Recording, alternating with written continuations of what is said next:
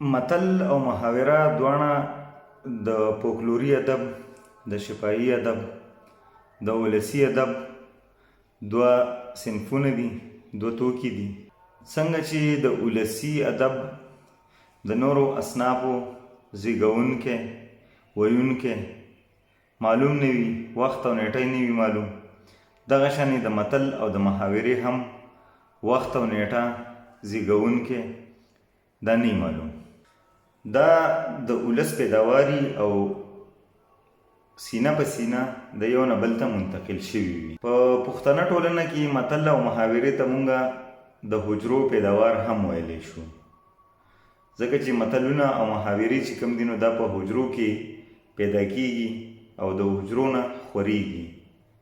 د متل او د محاورې په منځ کې یو څو خصوصیات دي او په دغه خصوصیاتو په بنا باندې دغه د یو بل نه جدا کوي.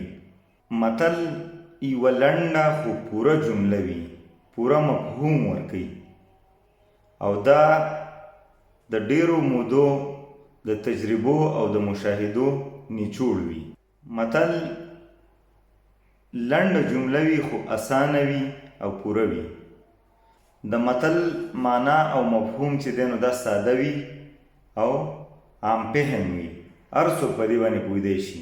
متل د عقل او د بلاغت نښه وي.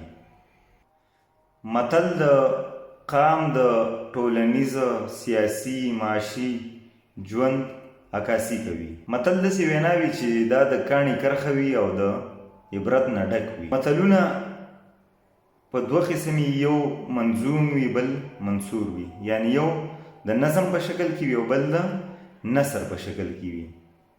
د نظم په شکل کې چې کوم متلونه دي د هغې یو څو نمونې دا دي: لکه پیاز دی وي خو په نیاز دی وي، یا لکه په خوله خوږ په زړه کوږ، او یا لکه اول ځان دی بیا جهان دی.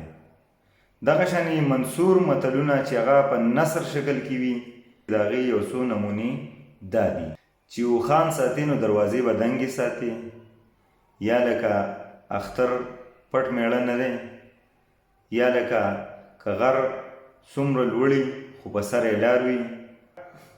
اوس د محاورې خبره کوو نو مونږ وویل چې متل یو پوره جمله وي، نو د هغې برعکس محاوره یوه نیمګړې جمله وي، یعنی پوره مطلب نه ورکوي.